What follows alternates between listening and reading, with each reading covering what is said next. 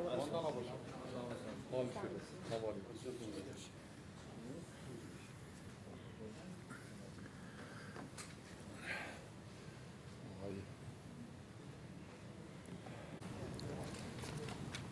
الله الرحمن الرحیم و به نستعین.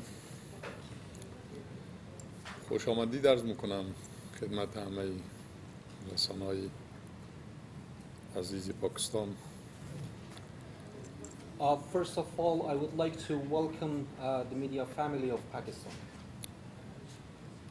ما بنا به دعوت جناب آقای قریشی وزیر امور خارجه جمهوری اسلامی پاکستان سفر داشتم در جمهوری اسلامی پاکستان. دیروز وارد شدم و تا این لحظه‌ای که خدمت شما هستم ملاقات‌های خوبی داشتم. Based upon the invitation of His Excellency the Foreign Minister of Islamic Republic of Pakistan, I'm here along with the delegation.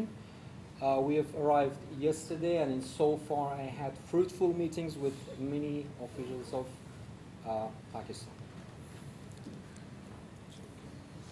همین لحظه از خدمت جناب جلالت مآب صدر اعظم فارغ شدم که خدمت شما رسیدم و صحبت‌های خوبی داشتیم با هم. با جناب آقای وزیر خارجه قبل از ظهر صحبت داشتم، جلسه داشتم. با جنرال صاحب آجوا هم صحبت خوبی داشتیم قبل از ظهر و بعد از ظهر. دیشبم با رئیس پارلمان و جمع از اعضای پارلمان هم صحبت داشتم و هم در ضیافتشون بودیم. I'm just returning from a meeting with His Excellency the Prime Minister. I had another meeting with His Excellency the Foreign Minister this morning, and as well I had another meeting with His Excellency General Bajwa, Chief of Army Staff, and last night I had a meeting with the House Speaker along with some Parliament members. I participated in a reception hosted by the Speaker. مستحضر که شرایط فعلی یک شرایط خاصی است. ما از مرحله اول مذاکرات بین دو هیئت جمهوری اسلامی افغانستان و تحریک طالبان در 3 ماه عبور کردیم و حالا مرحله دوم این مذاکرات آغاز شده. You are indeed aware that the first round of the negotiation has concluded, and we have successfully passed that between the two negotiating team of the Afghan government and the Taliban. مرحله اول با یک چالش‌هایی هم وجود داشت، ولی با تلاش وسیع دوستان صلح افغانستان این چالش‌ها حل شد و ما در طرز العمل و شیوه کاری بین دو هیئت توافق را شاهد بودیم. The first round of the negotiation, despite the challenges existed, has been successfully conducted, and indeed the efforts and support of the countries of the region was very significant for that first round, and both sides has agreed on the terms of reference for the rest of the negotiation. مرحله دوم جلسات با هم 2-3 روز داشتند. امروز هم امیدوارم جلسه گروه تماس هر دو طرف با هم داشته باشند و مشخص کنند که چگونه بحث اجندایی که از هر دو طرف ارائه شده آغاز کنند. The second round of the negotiation has been just launched. 2 sessions has been accomplished so far. According to my information, today they had their second session, and they will be discussing the agenda for the rest of the negotiation. ما در شرایطی که با شما صحبت میکنیم خواست مردم افغانستان، آرزوی مردم افغانستان ختم جنگ است و برقراری صلح. As I'm talking to you, the desire and wish of the Afghan people and Afghan nation is peace and putting an end to the current conflict. در جریان هستید حدودی بیش از 40 سال است که مردم افغانستان به بحران جنگ گرفتارند و هر روز خون افغانها به زمین ریخته میشه. هر روز. You might be aware that it's more than 4 decades that Afghanistan is suffering through bloodshed and the crisis which is ongoing. و باید این جنگ خاتمه پیدا کنه. And this war has to be ended. فرصت خوبی پیش آمده. امروز هم خواست ملی افغانستان یعنی همه مردم افغانستان صلح است، هم خواست دوستان منطقوی ما صلح است و هم خواست همکاران بین المللی ما صلح است. باید از این فرصت استفاده اعظمی شود و صلح برقرار شود. It is a golden chance indeed. The desire of Afghan nation is peace. The desire of the countries of the region is peace. And for sure the desire of the international community is peace, and this opportunity has to be used for that purpose. همه میدانید که صلح یک صلح ما که به صلح نیاز داریم، به یک صلح پایدار عادلانه که به شکل واقعیش جنگ به پایان برسه و آرامی برگرده به کشور. We indeed focus and insist on a lasting and fair peace to put a real end to the war. صلح پایدار و عادلانه همه شمول خواهد بود، یعنی تمام مردم افغانستان به او صلح سهم داشته باشد و از او صلح حمایت کند. نتیجه مذاکرات دو هیئت هم همه شمول باشد و در برگرنده همه مردم افغانستان. Indeed, a lasting peace means an inclusive peace, including all political dimensions and ethnic groups, and contribution of these ethnic groups in the peace process, and the result of the negotiation has to also be inclusive. یقینا صلح صاحبش مردم افغانستان است و باید افغانستان تحت رهبری مردم افغانستان صلح برقرار شد. Indeed,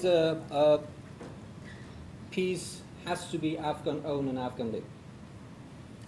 دوستان منطقوی و جهانی ما را کمک کنند بر برقراری همچه صلح عادلانه و پایدار.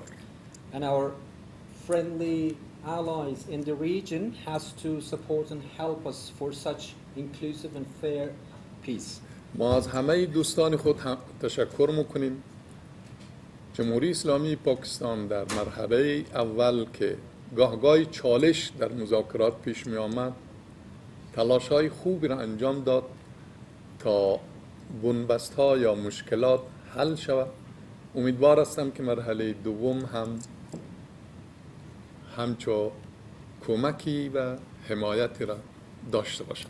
I would like to extend my appreciation to the neighboring countries, especially Pakistan, for its support and its role and contribution in resolving challenges which used to appear sometime against the negotiation. So I hope this contribution and support continued for the second round of the negotiation as well. ما از همه دوستان خود تشکر میکنیم، به خصوص جمهوری اسلامی پاکستان نقش خیلی برجسته و بارز در جهت پیشرفت صلح در مرحله اول هم داشته و در مرحله بعدی هم خواهند داشت. I would like to thank all friendly countries, especially Pakistan, for its prominent role during the first round of the negotiation, and we hope such role is continued during the second round as well. خوشحال هستم که سفر ما در همچون مقطع حساسی به جمهوری اسلامی پاکستان صورت گرفت. And I'm very pleased that I'm paying this visit in a very crucial moment. خیلی مذاکرات خوب و مثبت داشتیم در این راستا. I really had very fruitful and great discussions. جا داره از مهمان نوازی دوستان پاکستانی خود تشکر کنیم، از دعوت وزیر صاحب خارجه تشکر کنیم و از صحبت هایی که با جلالت مآب صدر اعظم جنرال صاحب باجوا و همچنین وزیر خارجه و رئیس مجلس داشتم از همهشان تشکر کنم. And in fact, I need to also thanks for the great hospitality I received so far and the fruitful meetings I had with His Excellency the Prime Minister, His Excellency the Foreign Minister of the Islamic Republic of Pakistan, His Excellency General Bajwa, and I wish for the prosperity of both nations. من در داخل کشور همیشه گفتم حنجره خلیلی حنجره صلح هست. حالا هم این فریاد به شما منتقل میکنم، امیدوار هستم که همه شما فریاد صلح افغانستان شوید و صدای صلح مردم افغانستان شوید. I always mention this in the country that my voice is the peace voice.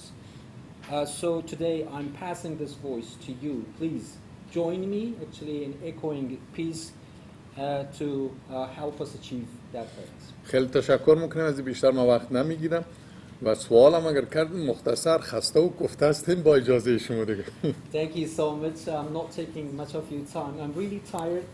And if there is any question, I would love it to be short as possible. I have a question. Please. Thank you so much. I'm Rashida Syal from Afghan TV. I want to ask, how do you see the role of India in Afghan peace process? Do you see the Indian role is always has been hostile towards Afghan peace process and they want to sabotage it? Thank you. جناب استاد میگم من راشده سیال هستم. From which TV you said? Afghan. ابتک تیوی، تلویزیون ابتک. سوال اینجا هست که نقش هندوستان را در روند صلح افغانستان چگونه می‌بینین؟ آیا نقش هندوستان تا هنوز یک نقش خصمانه بوده در روند صلح افغانستان یا به هر حال ما به همه کشورهای منطقه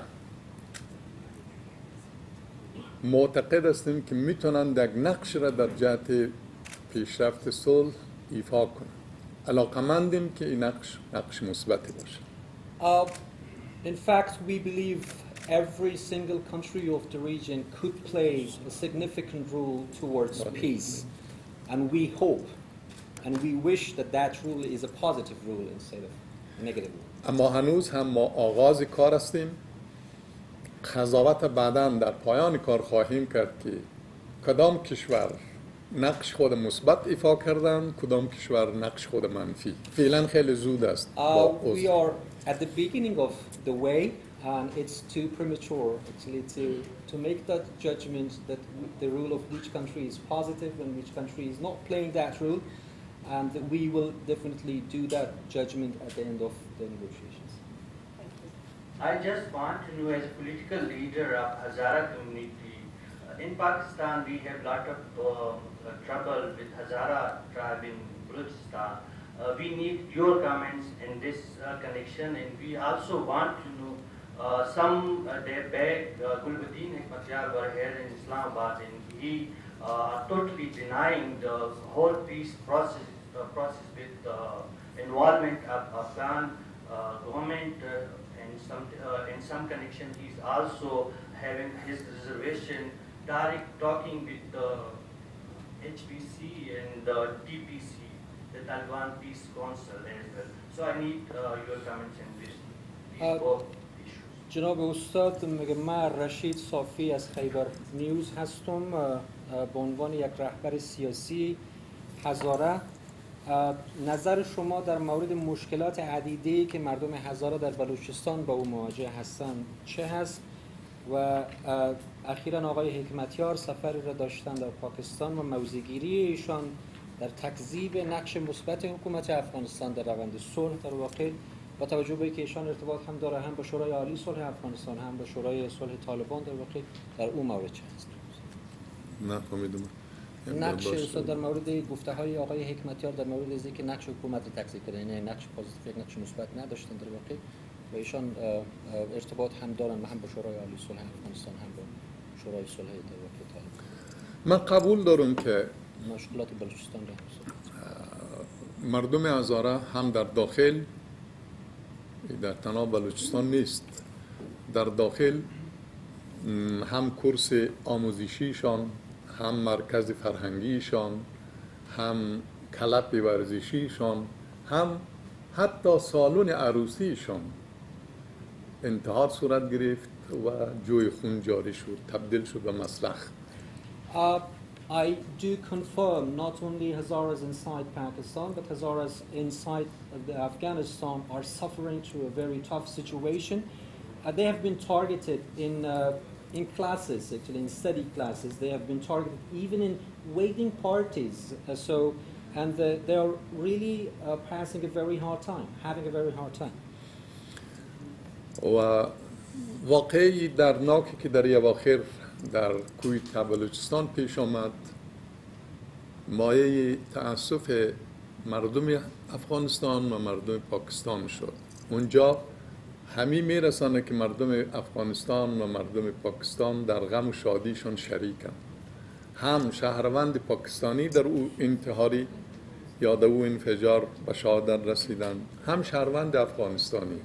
من تشکر میکنم از مسئولین جمهوری اسلامی پاکستان به خصوص جناب صدر اعظم که رفتند و دلجویی کردن از قربانیان واقع و به زودی هم جناب جنرال صاحب باجوا هم میره و دلجویی خواهند کرد. من تشکر میکنم.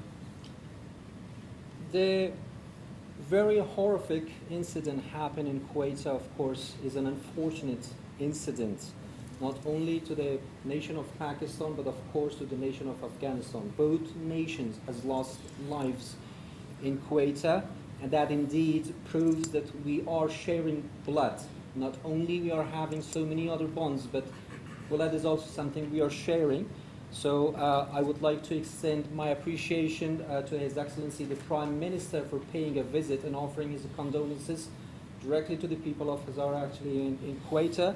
And soon enough, His Excellency General Bajwa would also follow up and have a visit in Kuwait. ما در رابطه با نظر جناب انجینر سبکمنتار ما معتقد به آزادی بیان هستیم.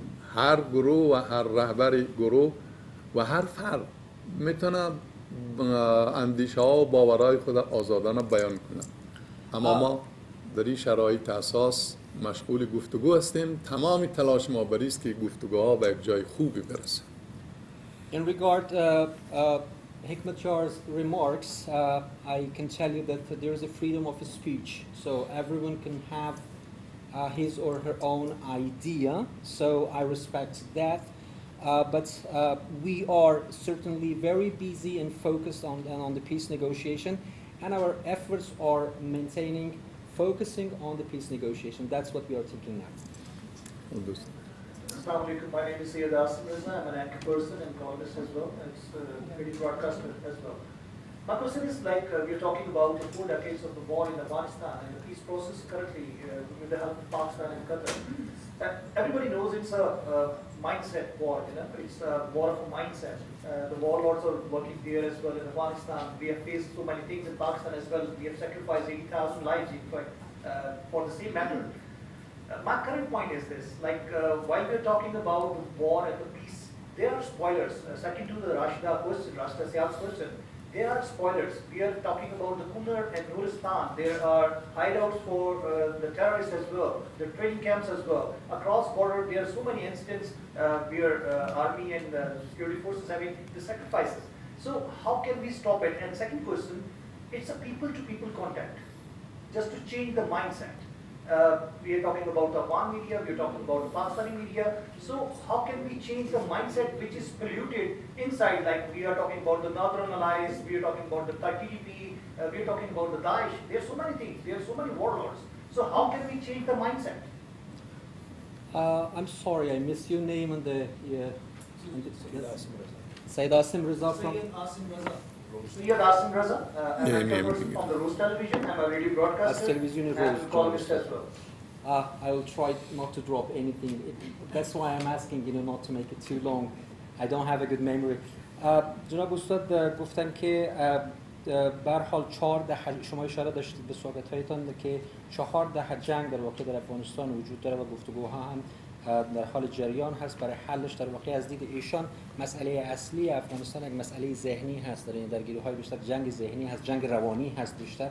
چنانچه میگم ما همین تجربه رو داشتیم که 80,000 در واقع زندگی را از دست دادیم. در اینجا نکته اصلی صحبت‌های من این است که صحبت از صلح و جنگ هست، در حالی که در این مخمسه نقش مخربین، کسایی که مثلا صلح رو میخواین تخریب بکنن، روند صلح رو تخریب بکنن، نقش از اونها خیلی مهم هست. به عنوان مثال کنر و نورستان، حضور تروریستان در اونجا خیلی مشهود هست، یعنی کسایی که تروریست هستن در واقع. و بعد اینا چگونه ما میتونیم که مانع از این وضعیت شویم، مانع اونا شویم در واقع. و موضوع دوم این هست که ما باید ارتباط مردم بین مردم را تقویت بکنیم تا حداقل ذهنیت آدم‌ها، ذهنیت افراد، ذهنیت مردم نسبت به همدیگه تغییر بکنه که از اون طریق بتونیم صلح وارد بکنیم.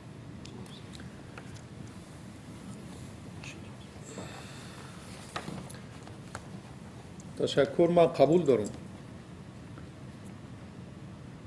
که ما مشکلات زیادی در مسیر داریم و قطعاً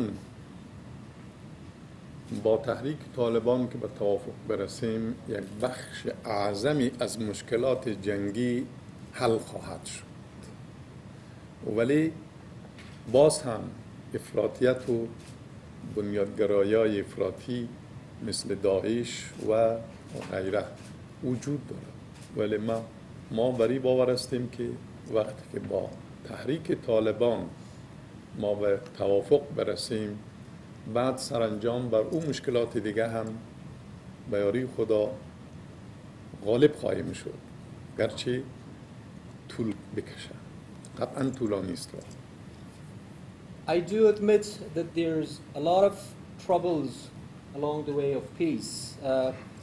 In fact, I believe that if we could reach to an agreement with Taliban, the major part of these challenges or troubles would be resolved. However, extremism would still be there, you know, and that would still be a challenge against Afghanistan.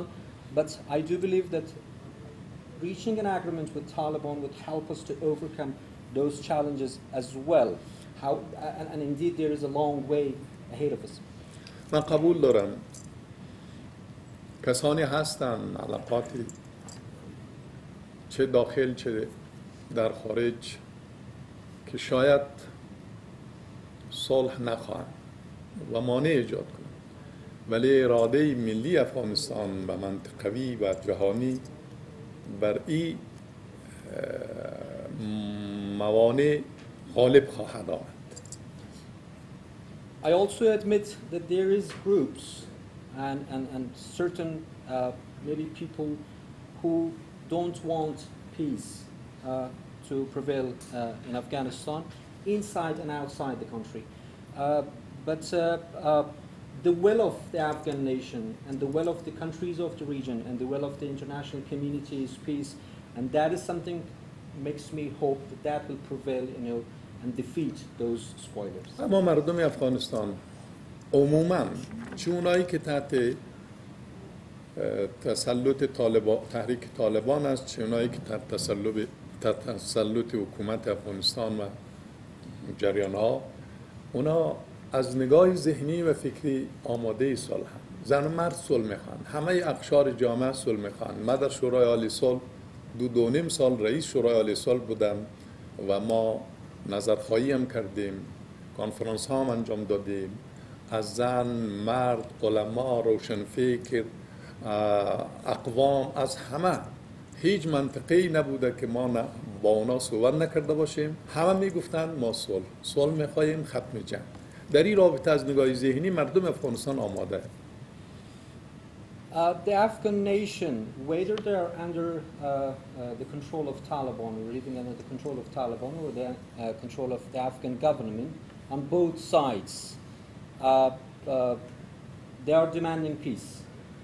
When I became the chairman of the High Peace Council and served in that position for 2.5 years, I have reached out to every single provinces of the country, to all ethnic groups, to civil society, women. We have held conferences, meetings, and surveys. We have launched surveys, of course. The fact is that the demand of Afghanistan people is peace, peace, and peace, and that they're tired and mentally they're ready actually to go for that. نمونه کوچیکش در 2 سال، یعنی پارسال امسال 3 روز آتش بس شد، یا امسال 7 روز شده رو فکر میکنم. در این 3 روز پارسال یک جشن بود برای هر دو مردمی که در تصرف این طرف و طرف بودن. همه خوشحال بودند و عشق می‌ورزیدند به آرامی کشورشان.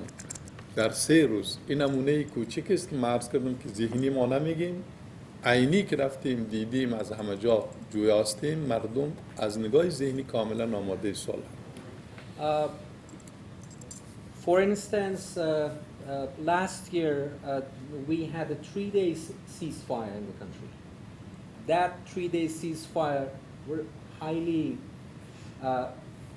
celebrated by the people on both sides, actually, Taliban side and the government side, and that proves that the Afghan nation is tired of war, and they are ready mentally actually to open their arms for peace. دوست ما که دوست خود بالا کرده بود حالا پس بده. آره. You please, sir. My name is Shahid Khan from Pakistani Forum. Sir, मेरे तो basically 2 सवाल हैं. पहला सवाल मेरा ये है कि जो अफगान हुकूमत की जानिब से जो डेलीगेशन बना दी गई है, मुज़ाकराती कमेटी है, उनमें से आप लोगों की नुमाइंदगी दे दी गई है या नहीं दे दी गई है? क्योंकि शुरू में जब उस वक्त मुज़ाकरात हो रहे थे तो उसमें सबसे बड़ी बात जो ये आई थी कि तालिबान और अफगान हुकूमत की जो दरमियान जो कमेटियाँ हैं उसमें फ़िक़ा के अतबार से भी उन पर इख्तिलाफ़ात पाए गए थे. उनमें सबसे बड़ी बात ये थी कि फ़िक़ा जाफ़री और फ़िक़ा हनफ़ी इस पर बहस हुई थी. तो क्या आप लोगों की नुमाइंदगी उसमें की गई कि फ़िक़ा जाफ़री को भी उसमें उस पर भी आमद दरामद किया जाएगा, उनका भी ख्याल रखा जाएगा या नहीं? पहला सवाल मेरा ये. Can I translate that, because you never asked me if I knew Urdu as well, but I'll do that. جناب استاد میگه اسم من شاهد خان هست. سوال اول من 2 تا سوال دارم. یکی سوالم این هست که هیئت گفتگو کننده دولت افغانستان در واقع در قطر رفتن مستقر شدن، آیا به نمایندگی از شما و مردم شما هم در اونجا کسی هست به دلیل از اینکه در دور اول اختلافات جدی بود که فقه حنفی و فقه در واقع جعفری کدامش مبنا قرار بگیره و چگونه باید باشه؟ آیا کسی هست که از این موضوع شما در اونجا دفاع بکنه؟ Now you can go for your second question.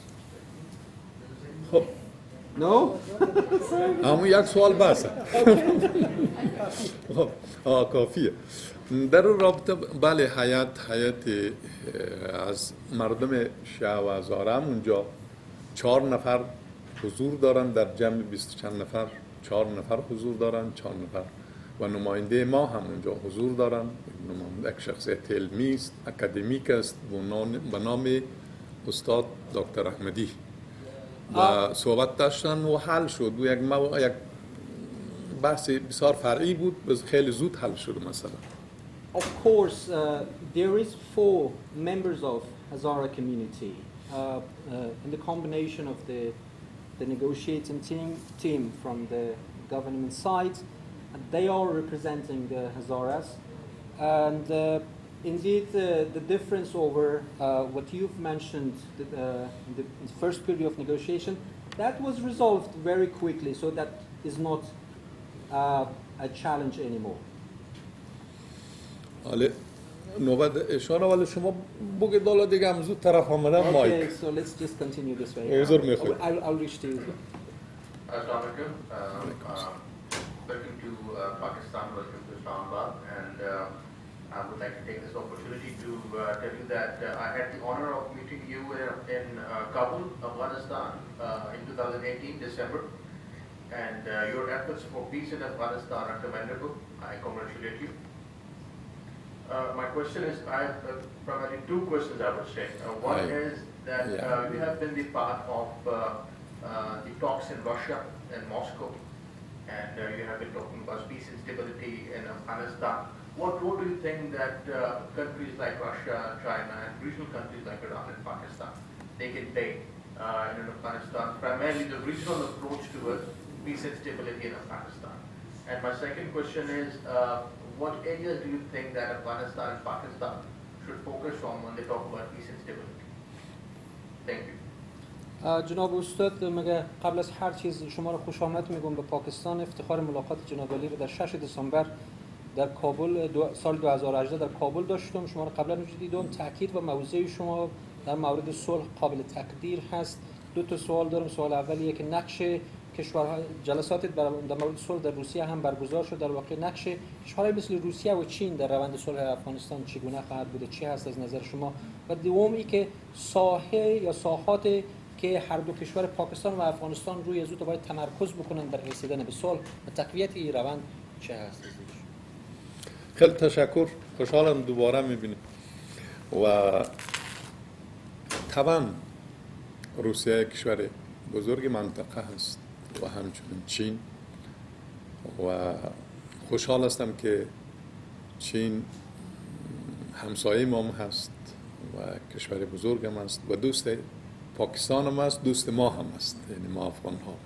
هر کدام از اینا نقش خود داره و علاقمند هستیم که از اما وجهی که دارند استفاده کنند در جهت پیشرفت پروسه صلح. این آرزوی ماست. من عرض کردم فعلا ما در پی از این نیستیم که قضاوت کنیم که کم نقش خود ایفا کرده که زیاد، چون که آغاز کار هستیم. این باورمند هستم که در تقویت پروسه صلح بالاخره خیلی ها میپیونده و حمایت خواهند کرد، چون که خواست مردم افغانستان همین. I'm very glad to meet you again here.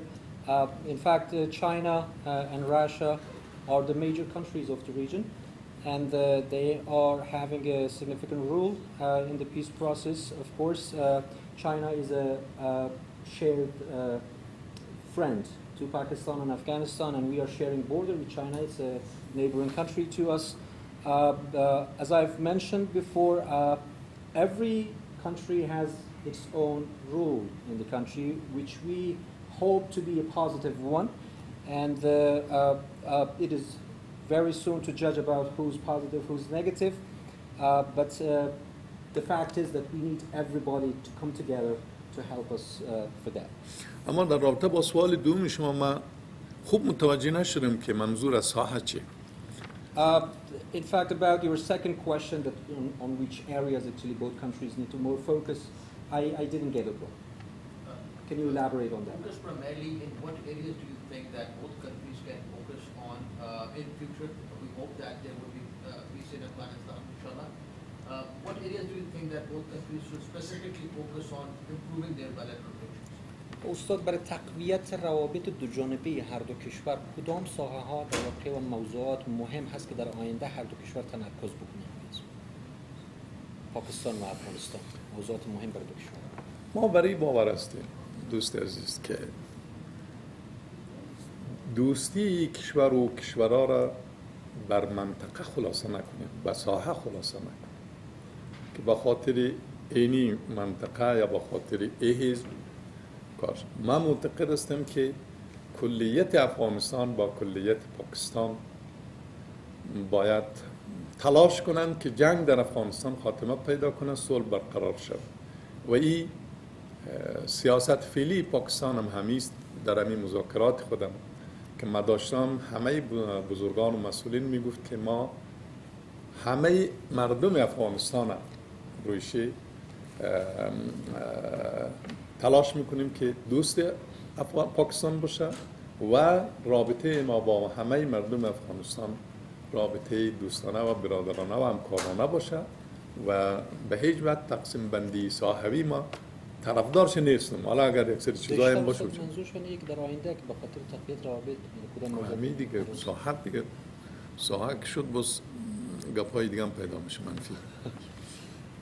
My dear friend, indeed we cannot limit the friendship of the two countries based on the division of the region or the countries. We have a lot of common things, of course. What I've heard, from our friends, in Pakistan, Pakistani officials so far, is that we have to join hands to boost further, our relation, to boost further the brotherhood between the two countries, and that is indeed something we are going to focus in the future as well. So the two countries are kind of united, or counted as one, and that's why I can't really focus, on any differences, between us. بین پاکستان و افغانستان مشترکات خیلی زیادی است. همون مشترکات ما را در فضای صلح بیشتر دوست خواهد نگه داشت و این دوستی را محکم خواهد کرد. The bonds, the ties actually, the shared values we have will keep us to be together. دوستم وقتش کم کم دیگه همی آخر صحبت نباشه یا یک ما را You are going to be the last one actually, so استاد جناب چون دست خیلی بالا است. ایشان سوال کنید. باز خانومم قر نشه که اکثر مردا گپ میزنن. After him please, because he was first. Okay sir. Thank you very much. I am Zargun Shah from Geo Television. One of the basic demands by Taliban for lasting Afghan peace is the complete withdrawal of the U.S. forces. As leader of Wahdet, and you have been visiting parts of Afghanistan, does the Afghan masses, they also want the complete withdrawal of the U.S. forces from Afghanistan or not? Thank you. جناب استاد میگه زرغون شاه هستم از تلویزیون جیو. سوال من اینجایه که یکی از تقاضاهای اساسی طالبان برای رسیدن به صلح خروج کامل نیروهای آمریکایی از افغانستان هست. شما به عنوان رهبر حزب وحدت اسلامی سفرهای هم زیادی داشتید در افغانستان. آیا خواست مردم و جامعه و جمعیت افغانستان هم همین است که نیروهای آمریکایی از چیز خارج نمیشه؟ سوال کلش بگین باز یک جواب بدین. منظر خلاص شد. خلاص شد دیگه. یک دفعه ایشان موندن، ایشان هم خیلی تاکید داره. You also can raise your question, then we will go for the answer as a whole. Please. This is Anand Mal from Gulf News. Since you mentioned in your speech that you have come to Pakistan with a message of peace, so I would like to ask you that in the recent times we have seen some trust issues between the two countries of Pakistan and Afghanistan. So what role do you think that you can play to overcome, to bridge this gap of mistrust? And was this issue raised between your meetings with the PM, FM, and Mr. Bajwa? Can I supplement? No? Okay, it's okay.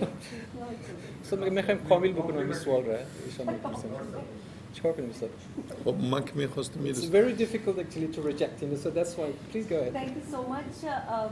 मैं अब उर्दू में आपसे पूछूंगी. No problem. Please go ahead. जैसे कि इन्होंने बात किया कि ट्रस्ट डेफिसिट है पाकिस्तान और अफगानिस्तान के दरमियान, इसमें एक मेन कॉज जो है, अभी भी DGISPR ने एक प्रेशर किया था कुछ दिन पहले, और उसमें भी उन्होंने कुछ ऐसे नेटवर्क की बात की थी कि जो इंडियन नेटवर्क है और टेररिज्म के लिए अफगान सॉइल को यूज़ करता है अगेंस्ट पाकिस्तान. तो उसके लिए आप क्या करेंगे जब तक वो एड्रेस नहीं होगा इशू, ट्रस्ट डेफिसिट खत्म नहीं होगा? استاد میگه قبلا کامل کردن سوالشون مطرح شده در اینجا که به هر گروه‌هایی هستن یا شبکه‌هایی که در درون خاک افغانستان به نیابت از هندوستان یعنی برای تخریب روابط پاکستان کار میکنن. از اون جهت میگه که در مورد او یعنی شما چیکار میتونید بکنید که این گروه‌هایی که به هر نیابتی هستن در اینجا کار میکنن.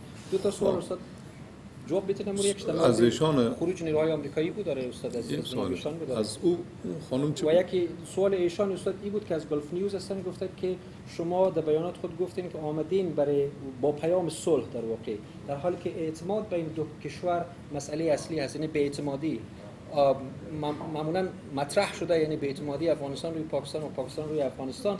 بنابراین آیا در جلسات شما با نخست وزیر و مقامات پاکستانی در اینجا مسئله بی‌اعتمادی و داشتن اعتماد هم مطرح شده یا اول در رابطه با سوال ایشون خروج نیروی آمریکا بود؟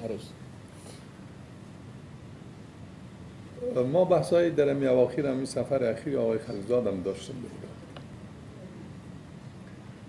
بله اونا بین آمریکا و طالبان یک توافقنامه صورت گرفته که اول مه باید نیروهایش خارج شد. اما خواست مردم افغانستانی است که ما صلح به یک جای خوبی برسانیم و جنگ دیگه در افغانستان در حال ختم شدن باشه. او زمان طبعا مردم افغانستان طرفدار بیرون شده ایالات متحده آمریکاست. ما نگران از ایستیم که با خروج نیروهای آمریکایی بحران جنگ بیشتر عمیق‌تر میشه و وسیع‌تر میشه، ولی اینا بحثایی است که در آینده روشن خواهد شد. In regard you question, I had several discussions with Khalil recently. Indeed, I am aware of the agreement between US and Taliban. So, based on that agreement, United States forces has to withdraw from Afghanistan by May 1st. If we reach to a result out of this negotiation, and if peace is achievable, and people of Afghanistan are determined that peace is within their reach and there would be an end to this war, indeed, absolutely, the forces of the United States has to get out of the country, and that is very natural. But if that is not achieved, I'm afraid, the withdrawal of the United States forces would take us or lead us into another crisis. سوال خانم در مورد اعتماد بود، موضوع اعتماد در جلسات مطرح شد. فعلا بحث اعتماد بین دو حکومت وجود نداره. سفر جناب صدر اعظم پاکستان به کابل خیلی فضای صمیمانه‌ای بود و باورمندم که ممکن رئیس جمهور افغانستان هم سفری در آینده داشته باشد پاکستان. بحث فعلا همکاری دو کشور است در جهت برقراری صلح و ختم جنگ. ما بحث بی‌اعتمادی نداشتیم در این مذاکرات خود. بحث کمک و حمایت وسیع‌تر پاکستان خواستار بودیم در برقراری صلح که دوستان ما هم جدی بودن در قضایا. Currently, I can tell you that there is no discussion of mistrust between the two countries, and I can tell you that this wasn't discussed in any meetings of mine with the Pakistani officials, and this has been sincerely raised that the two countries need to join hands instead of actually blaming each other or mistrust. So that's what we need, the cooperation of the two countries, not the mistrust between the two. So we has asked for further and promoted and raised the support of Pakistan for the process. This was focused in my meetings, but the issue of mistrust has never been raised. اما در رابطه با تکمیل جواب سوال ای خانم باید گفت که ما افغانستانی میخواهیم که نه افغانستان از برون تهدید شود، نه از افغانستان کشور همسایه و کشور دیگه منطقه تهدید شود. آرزوی ملت افغانستان اینی افغانستان است و امیدوار هستم که به زودی به این افغانستانی که آرزو داریم برسیم. کشور افغانستان هیچگاهی سبب تهدید کشورهای دیگر یا تخریب کشورهای دیگر نشود، به خصوص همسایه‌های ما، و همچنین از هیچ جایی هم ما تهدید نشیم. In regard to your complimentary question, so I would like to tell you that we are really looking forward to an Afghanistan to be independent, not to oppose any threat. Afghanistan not to oppose any threat to any other country, neighboring countries, and in contrast, we do not we won't receive any threat from other countries. So that's an Afghanistan we are hoping and we are looking forward to that. And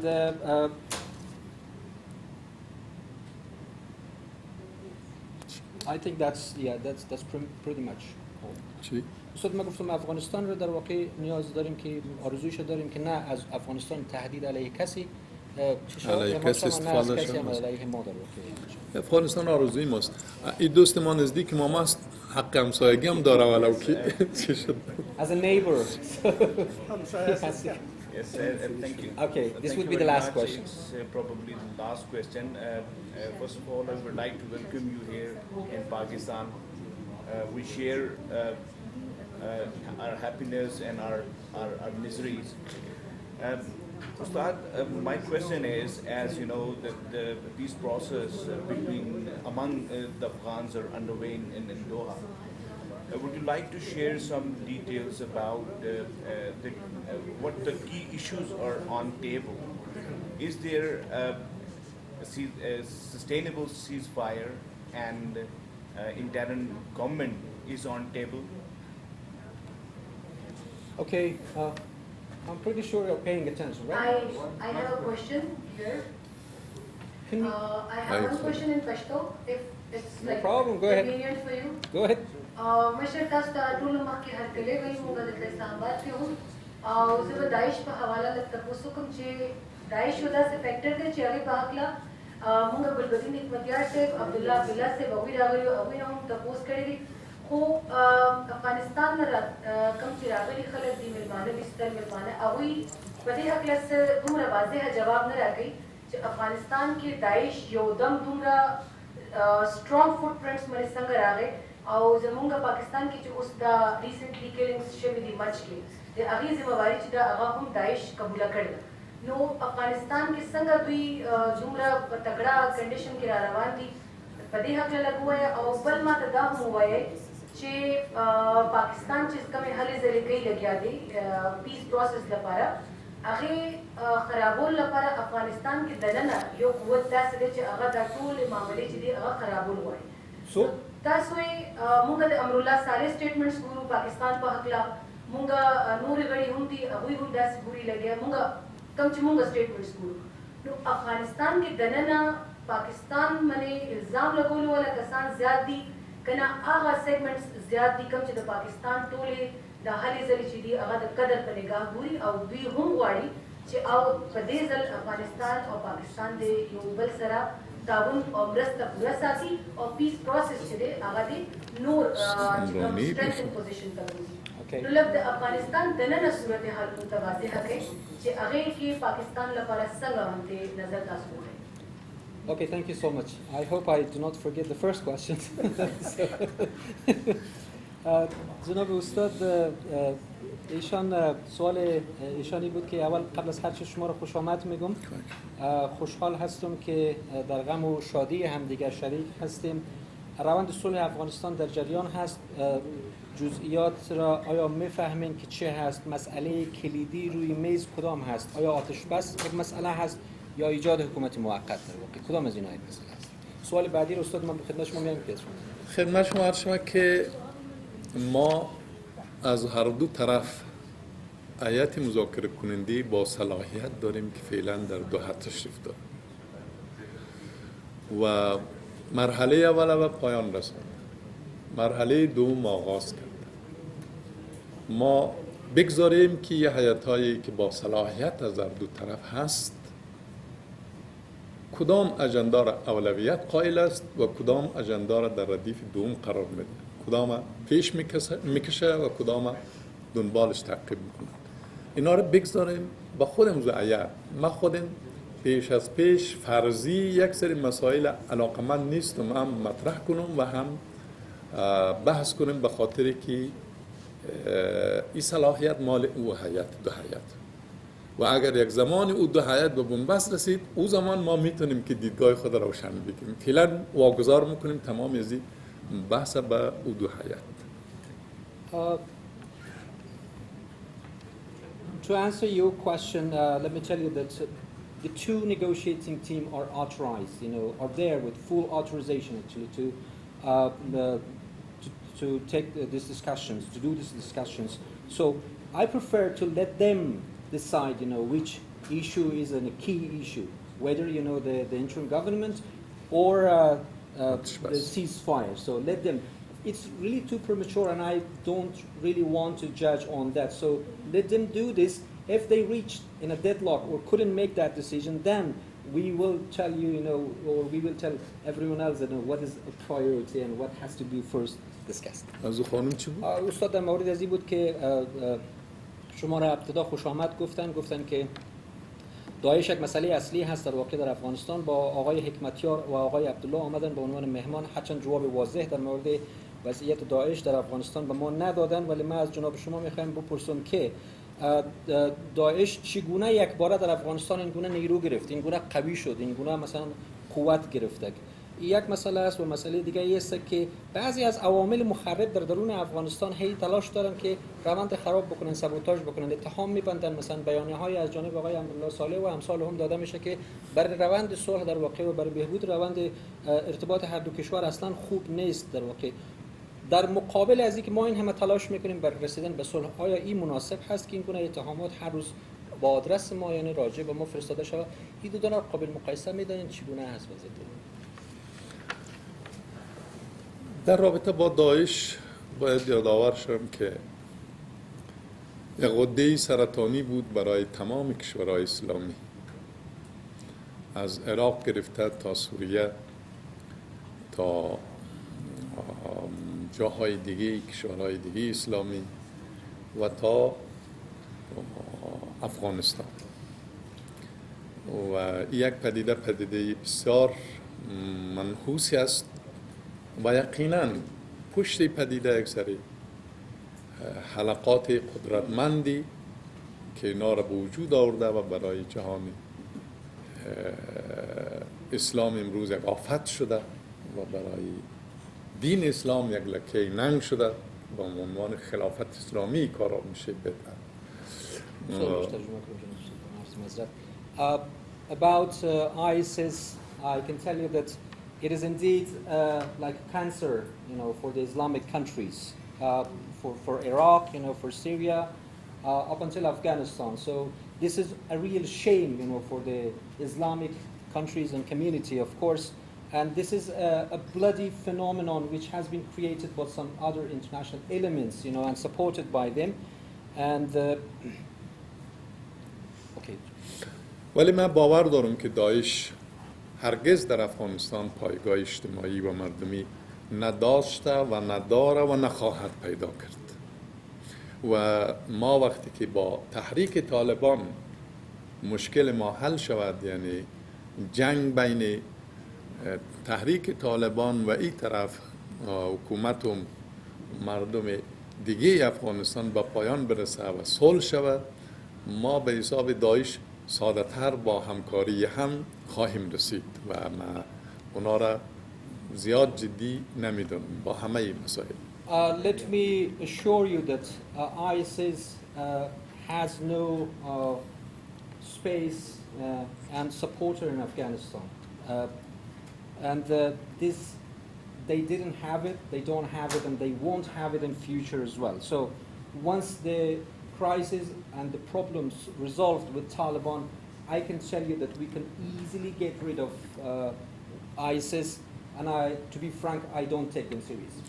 در رابطه با بخش دیگه ای که اتهام بندی ما به هیچ وجه طرفدار اتهامات به اساس نیستیم از هیچ طرفی.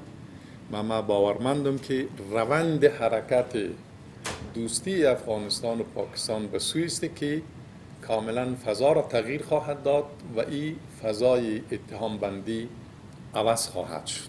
ما به امید است. In regard to the blame game, let me tell you that I'm absolutely against it. So I'm not a pro blame game person. I don't support it at all, and I don't think that won't help, the relation of the two countries. So I think the process of the relation of the two countries are heading into a positive, environment and an atmosphere, and we are trying actually to let that continue. So let's please conclude this. It is actually your fault, not mine. So don't blame me, because if everyone had one question and not tried to, stick to the mic, then everybody could actually raise their question. Now I have another actually program to reach to. Farsi, then I don't have to translate it back in English, right? Okay, go ahead. Bismillahirrahmanirrahim. نام من فرزانه است. همراه پاک افغان یوت فورم کار می‌کنم. سوال من این است که مطلب از اینکه شما امروز که گپ زدید درباره صلح که مردم افغانستان مطلب همیشه می‌خواید که صلح در افغانستان باشه یا خود شما می‌خواید درباره پیس پروسس که شما کار می‌کنید، شما مطلب یقین داده می‌تونید یا مطمئنی داده می‌تونید مردم را که واقعا بعد از اینکه پیس پروسس یا شده یا موشه مطلب بعد از این واقعا صلح مایا از اینکه مردم خود مطلب سکیور فیل نمونه دونجی مطلب شما اونا وقتی بالای از پیس پروسس کار می‌کنید افغانستان و پاکستان سو شما مطلب اینطور گارانتی یا گفته می‌تونید که اینا واقعا بعد از صلح مایا یعنی اینا خود سکیور فیل می‌کنه یعنی گارانتی که نه من میتونم نه شما میتونید، هیچ کس گارانتی نمیکنه.